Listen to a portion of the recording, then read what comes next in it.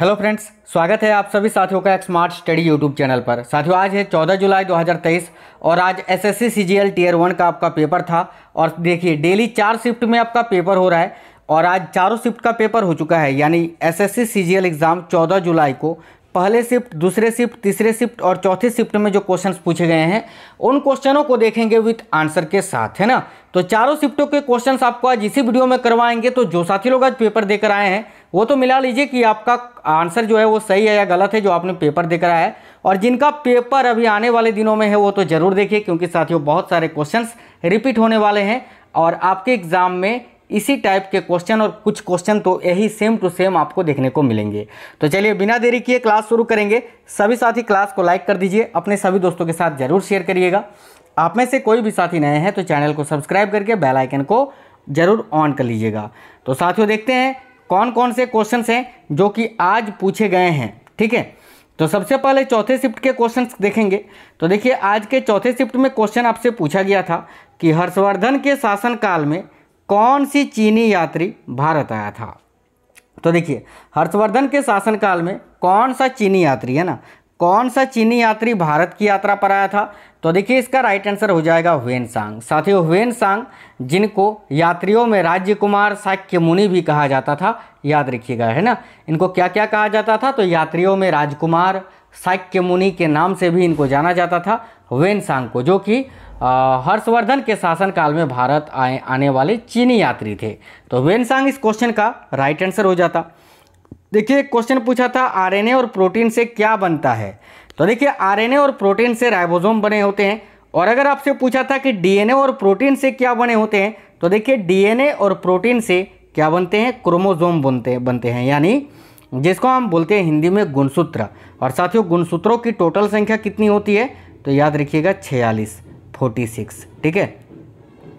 आगे आपसे एक क्वेश्चन पूछा था कि मौलिक कर्तव्य कौन से संशोधन से भारतीय संविधान में जोड़ा गया है।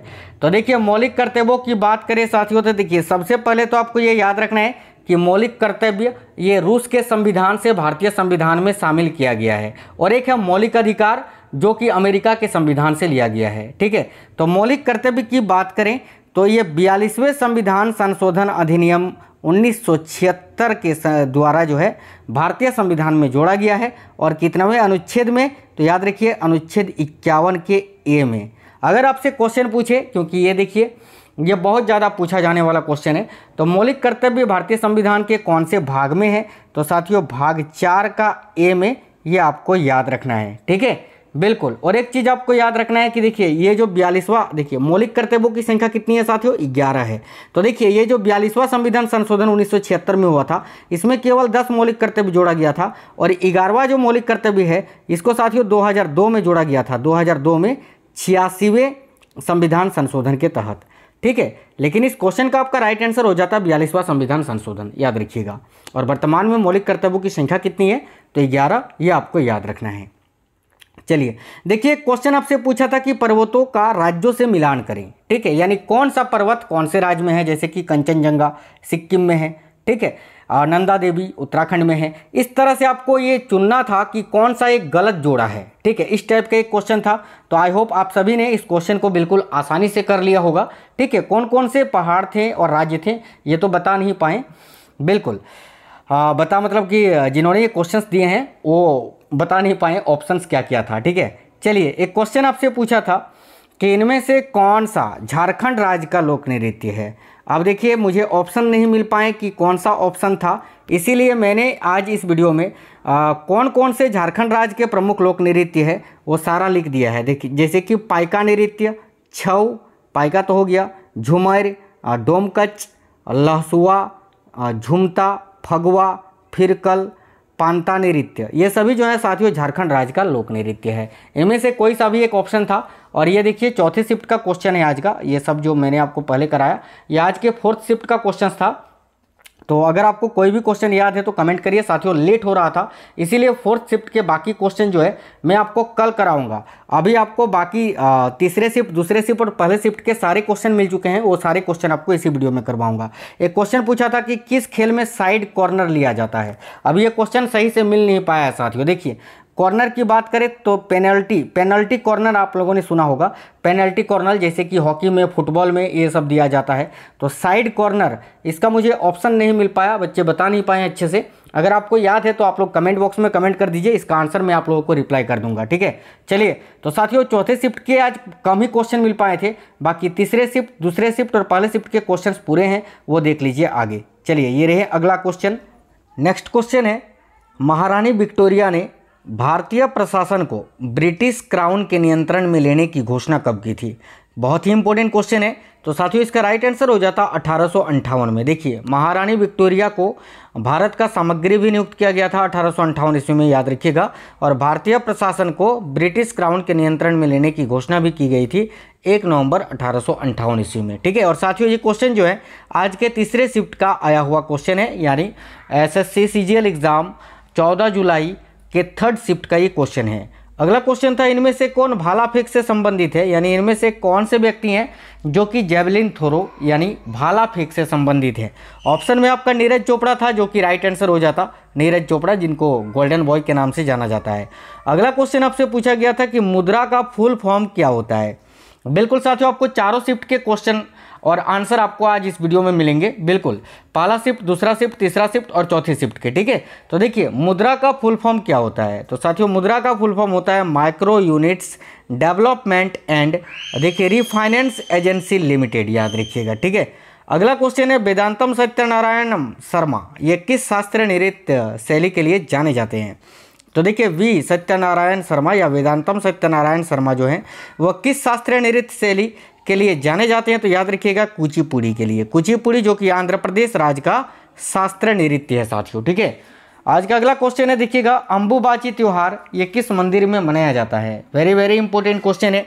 तो देखिए, अंबुबाची त्योहार जो है ये कामाख्या मंदिर में मनाया जाता है साथियों। कामाख्या मंदिर जो कि असम राज्य के गुवाहाटी में स्थित है, ठीक है। तो याद रखना, अंबुबाची त्योहार के बारे में पूछा गया था तीसरे शिफ्ट में कि अंबुबाची त्योहार ये किस मंदिर में मनाया जाता है? तो बिल्कुल कामाख्या मंदिर इस क्वेश्चन का राइट आंसर हो जाता। एक क्वेश्चन आपसे पूछा था कि 1999 ईस्वी में भारत रत्न से किसे सम्मानित किया गया? तो देखिएगा, 1999 ईस्वी में भारत रत्न से किसे सम्मानित किया गया था? तो पंडित रविशंकर जी को। तो पंडित रविशंकर इस क्वेश्चन के लिए आपका राइट आंसर हो जाता। एक क्वेश्चन आपसे ये भी पूछा गया था कि भारत के 74वें गणतंत्र दिवस के मुख्य अतिथि कौन थे? बिल्कुल सिंपल सा क्वेश्चन पूछा था। तो देखिए, भारत के 74वें गणतंत्र दिवस के मुख्य अतिथि कौन थे? तो मिस्र यानी इजिप्ट के प्रेसिडेंट यानी राष्ट्रपति अब्देल फतह अल सीसी, याद रखिएगा। अभी 2023 में जो गणतंत्र दिवस मनाया गया वो साथियों 74वां गणतंत्र दिवस था।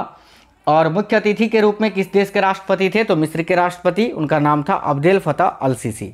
चलिए, अगला क्वेश्चन ये पूछा गया था कि 2001 और 2011 की जनगणना के बीच भारत की जनसंख्या में किस राज्य में सबसे अधिक वृद्धि हुई है? तो देखिए, ये एक दशक की अगर बात करें 2001 से 2011 के बीच में जनसंख्या में कौन से राज्य में सबसे अधिक वृद्धि हुई है? तो इसका राइट आंसर हो जाता आपका बिहार, ठीक है। बिहार इस क्वेश्चन के लिए बिल्कुल करेक्ट आंसर हो जाता। एक क्वेश्चन आपसे पूछा था कि भारत सरकार का प्रथम विधि अधिकारी कौन होता है? तो देखिए, भारत सरकार का प्रथम विधि अधिकारी होता है भारत का महान्यायवादी, यानी जिसको आप बोलते हैं भारत का अटॉर्नी जनरल, यानी अटॉर्नी जनरल ऑफ इंडिया, जो कि वर्तमान में कौन है? तो आर वेंकट रमणी, जो कि 16वें भारत के महान्यायवादी हैं, ठीक है। 15वें कौन थे? तो देखिए, वेणुगोपाल जी थे साथियों। वेणुगोपाल जी 15वें महान्यायवादी थे। और 16वें कौन है? तो आर वेंकट रमणी जी, याद रखिएगा। एक क्वेश्चन ये पूछा था कि मौलिक कर्तव्य भारतीय संविधान में कौन से संशोधन से जुड़े गए थे? तो देखिएगा, मौलिक कर्तव्य जो है ये भारतीय संविधान के भाग 4 का ए में है, ठीक है। और ये 42वें संविधान संशोधन के द्वारा जोड़ा गया था 1976 में, ठीक है। और अनुच्छेद पूछे तो याद रखना, अनुच्छेद 51 का ए में वर्णित है साथियों, ठीक है। अगला क्वेश्चन है, 2021 में इंडिया ने ऑस्ट्रेलिया को गाबा मैच में कितने वर्षों के बाद हराकर रिकॉर्ड तोड़ा था? तो देखिए, राइट आंसर हो जाता 32 वर्ष, ठीक है। 32 वर्ष के बाद ऑस्ट्रेलिया जो है ये गाबा मैच में हारा था, याद रखिएगा। इसमें ऋषभ पंत ने शानदार पारी खेली थी और साथियों बिल्कुल 2-1 से ऑस्ट्रेलिया को हराया गया था, याद रखिएगा। चलिए, अगला क्वेश्चन ये पूछा गया था कि पहला पैरा ओलंपिक कब आयोजित हुआ था? तो देखिए, पहला पैरा ओलंपिक जो है ये 1964 में आयोजित हुआ था, याद रखिएगा, 1960 में। नेक्स्ट क्वेश्चन है, अगला क्वेश्चन पूछा गया था 2020 में ओलंपिक खेल का आयोजन कहाँ हुआ था। और साथियों ये क्वेश्चन आज के सेकंड शिफ्ट में आया हुआ क्वेश्चन था, आज के सेकंड शिफ्ट में पूछा गया क्वेश्चन है। देखिए तो 2020 में ओलंपिक खेल का आयोजन कहाँ हुआ था, तो याद रखिएगा टोक्यो में हुआ था, टोक्यो जापान। ठीक है, अगला क्वेश्चन ये था कि 1875 ईस्वी में इनमें से किस समाज की स्थापना हुई थी, है ना। तो देखिए 1875 में आर्य समाज की स्थापना हुई थी साथियों। ऑप्शन में आपका आर्य समाज था जो कि राइट आंसर हो जाता, और आर्य समाज की स्थापना दयानंद सरस्वती जी ने की थी। एक क्वेश्चन आपसे पूछा गया था कि लाल सेवाल को किस नाम से जाना जाता है, तो देखिएगा लाल सेवाल को किस नाम से जाना जाता है, तो राइट आंसर इसका हो जाता रोडोफाइसी के नाम से। एक क्वेश्चन आपसे यह पूछा गया था कि 36वें राष्ट्रीय खेल का आयोजन कहाँ पर हुआ था, तो देखिएगा 36वें राष्ट्रीय खेल का आयोजन कहाँ पर हुआ था, तो साथियों करेक्ट आंसर हो जाता गुजरात में। ठीक है, गुजरात राज्य में अहमदाबाद में इसका आयोजन हुआ था, याद रखिएगा। अगला क्वेश्चन आपसे ये पूछा गया था कि गुरु बिपिन सिंह का संबंध किस शास्त्रीय नृत्य से है, तो देखिए गुरु बिपिन सिंह का संबंध ये मणिपुरी शास्त्रीय नृत्य से है। मणिपुरी नृत्य जो कि साथियों मणिपुर राज्य का शास्त्रीय नृत्य है। देखिए आप लोग क्लास को लाइक जरूर करते चलिए साथियों। अगला क्वेश्चन था कि शकूर खान का संबंध किस वाद्य यंत्र से है, तो देखिए शकूर खान का संबंध किस वाद्य यंत्र से है, तो सारंगी इस क्वेश्चन के लिए आपका बिल्कुल करेक्ट आंसर हो जाता। आगे आपसे क्वेश्चन पूछा गया था कि दशकथिया नृत्य का संबंध किस राज्य से है, तो देखिए दशकथिया नृत्य किस राज्य से संबंधित है, तो साथियों उड़ीसा राज्य का लोक नृत्य है, तो इस क्वेश्चन का राइट आंसर हो जाता उड़ीसा। एक क्वेश्चन आपसे पूछा गया था कि चंदेरी का युद्ध किसके बीच हुआ था, किसके बीच हुआ था, तो देखिए चंदेरी का युद्ध जो है ये बाबर ने मेदिनी राय को हराया था, तो बाबर और मेदिनी राय के बीच में हुआ था 1528 ईस्वी में। ठीक है, तो बाबर और मेदिनी राय इस क्वेश्चन का राइट आंसर हो जाता। एक क्वेश्चन ये पूछा गया था कि उच्च न्यायालय के न्यायाधीशों को ट्रांसफर करने का अधिकार किसको है, तो देखिए उच्च न्यायालय के जो न्यायाधीश होते हैं उनको ट्रांसफर करने का अधिकार ये भारत के राष्ट्रपति के पास होता है। इस क्वेश्चन का राइट आंसर हो जाता भारत के राष्ट्रपति। एक क्वेश्चन आपसे पूछा था कि कंचनजंगा कौन सी पर्वत श्रेणी में स्थित है, तो देखिए कंचनजंगा ये साथियों हिमालय पर्वत श्रेणी में स्थित है, तो इस क्वेश्चन के लिए राइट आंसर हो जाता आपका हिमालय पर्वत श्रेणी। आगे आपसे क्वेश्चन पूछा था कि भारत में रिपब्लिक का अर्थ क्या होता है, तो देखिए भारत में रिपब्लिक का अर्थ होता है जनता द्वारा चुना गया अध्यक्ष, है ना। बिल्कुल जनता के द्वारा चुना गया अध्यक्ष, या तो अगर इसका शब्द और इसका अगर वर्ड पूछा था, वर्ड इसका मतलब क्या होता है, तो गणतंत्र होता है। ठीक है, अगला क्वेश्चन ये था कि 2021 में भारतीय हॉकी टीम की रैंक क्या थी, तो देखिए 2021 में माफ़ी चाहते हैं देखिएगा, तो 2021 में भारतीय हॉकी टीम की रैंक क्या थी, तो देखिए पुरुषों का 3रा रैंक था और महिलाओं का 9वां रैंक था, याद रखिएगा। अगला क्वेश्चन है राष्ट्रीय बालिका दिवस कब मनाया जाता है, तो देखिएगा साथियों राष्ट्रीय बालिका दिवस ये 24 जनवरी को मनाया जाता है, तो इस क्वेश्चन का राइट आंसर हो जाता 24 जनवरी को। एक क्वेश्चन आपसे यह पूछा गया था कि स्वतंत्रता का अधिकार संविधान के किस अनुच्छेद में वर्णित है, तो देखिए स्वतंत्रता का जो अधिकार है वो साथियों संविधान के अनुच्छेद 19 में वर्णित है, याद रखिएगा। और देखिए अनुच्छेद 19 का जो 1 है उसमें प्रेस की स्वतंत्रता दी गई है, ये याद रखना। एक क्वेश्चन पूछा था कि तिब्बत में कौन सी भाषा बोली जाती है, तो साथियों देखिए तिब्बत में तिब्बती भाषा बोली जाती है, या तो लहासा आपके ऑप्शन में अगर रहा होगा तो लहासा करेक्ट आंसर हो जाता। एक क्वेश्चन आपसे ये भी पूछा था कि पंडित राम नारायण शर्मा कौन सा वाद्य यंत्र बजाते हैं, तो देखिए पंडित राम नारायण शर्मा ये कौन सा वाद्य यंत्र बजाते हैं, तो राइट आंसर हो जाता साथियों सारंगी। अगला क्वेश्चन है 2011 के जनगणना के अनुसार सबसे गरीब राज्य कौन सा है, और साथियों ये क्वेश्चन आज के पहले शिफ्ट में आया हुआ क्वेश्चन है। तो देखिए 2011 के जनगणना के अनुसार सबसे गरीब राज्य कौन सा है, तो इसका राइट आंसर हो जाता साथियों आपका बिहार। एक क्वेश्चन आपसे पूछा था कि टेरिडोफाइटा कुल, है ना, टेरिडोफाइटा कुल के पौधों में इनमें से क्या नहीं होता है, ऑप्शन में आपका जड़ था, तना था, फूल था, तो इसका राइट आंसर हो जाता फूल। देखिए टेरिडोफाइटा कुल के जो पौधे होते हैं उसमें फूल नहीं होता है, तो इसका राइट आंसर हो जाता फूल। एक क्वेश्चन ये पूछा था कि भारतनाट्यम का संबंध इनमें से किससे है, तो ऑप्शन आपका बौद्धिज्म, जैनिज्म, शिवांश, इस प्रकार के ऑप्शन था। तो देखिए भारतनाट्यम का संबंध है साथियों शिवांश से, और देखिए शिवांश जो कि शिव धर्म से संबंधित है, और वैसे भी भारतनाट्यम शिल्प कला में भगवान शिव की आराधना की जाती है, तो शिव धर्म यहाँ इस क्वेश्चन के लिए करेक्ट आंसर हो जाता। एक क्वेश्चन ये था कि 2022 AFC वुमेन्स एशिया कप को किस देश ने होस्ट किया था, यानी किस देश ने मेजबान किया था, किस देश में इसका मेजबान हुआ था, तो मेजबानी किसने किया था, तो भारत ने। और याद रखना 2022 का AFC वुमेन्स एशिया कप किसने जीता था? तो चीन ने। और उपविजेता टीम कौन सी रही थी? तो दक्षिण कोरिया। ठीक है, अगला क्वेश्चन था कि वर्ष 1901 में रसायन शास्त्र के क्षेत्र में किसको नोबेल पुरस्कार दिया गया था? तो देखिए, वर्ष 1901 में रसायन शास्त्र के क्षेत्र में नोबेल पुरस्कार किसको दिया गया था? तो याद रखिएगा साथियों, इसका राइट आंसर हो जाता नीदरलैंड्स के जेकबस हेनरिकस वानट हाफ को। ठीक है, तो वानट हाफ इस क्वेश्चन का करेक्ट आंसर हो जाता। अगला क्वेश्चन आपसे ये पूछा था कि भारतीय संविधान में नागरिकता से संबंधित अनुच्छेद कौन सा है? तो देखिएगा, भारतीय संविधान में नागरिकता से संबंधित अनुच्छेद कौन सा है? तो साथियों राइट आंसर हो जाता अनुच्छेद 5 से 11। ठीक है, अनुच्छेद 5 से 11 जो कि नागरिकता से संबंधित अनुच्छेद है, ये आपका करेक्ट आंसर हो जाता। एक क्वेश्चन आपसे पूछा था कि झेलम नदी का पुराना नाम क्या है? तो देखिए, झेलम नदी का पुराना नाम पूछा था, बिल्कुल सिंपल सा क्वेश्चन पूछ लिया था, तो इसका करेक्ट आंसर क्या हो जाता साथियों? तो बित्सदा का युद्ध, आपका ना बित्सदा का युद्ध हुआ था, बिल्कुल झेलम नदी वही है। देखिए, तो बित्सदा नदी इस क्वेश्चन का करेक्ट आंसर हो जाएगा, जो कि झेलम नदी का पुराना नाम है साथियों। एक क्वेश्चन ये पूछा था कि मृणालिनी साराभाई का संबंध किस नृत्य से है? तो देखिए, मृणालिनी साराभाई का संबंध जो है वह किस नृत्य से है? तो इसका करेक्ट आंसर हो जाता भारतनाट्यम। अगर ऑप्शन में था तो भारतनाट्यम करेक्ट आंसर हो जाता।